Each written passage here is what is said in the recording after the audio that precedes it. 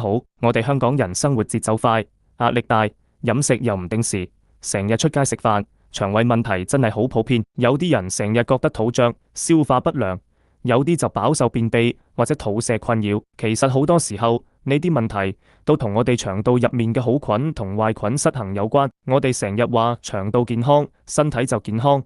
但點樣先可以保持腸道入面嘅好菌同壞菌平衡呢？最直接嘅方法就係補充優質嘅益生菌。但大家要記住，唔係所有益生菌都一樣。揀益生菌最緊要係識睇佢嘅科學學名。一隻真正有效嘅益生菌要有菌屬、菌種同菌株三合一組成，先至係一個完整嘅科學名稱。好似圖中呢款康寶萊 Simply 益生菌，佢入面選用嘅係經過科研實證嘅 Benetton BC 型結芽孢菌。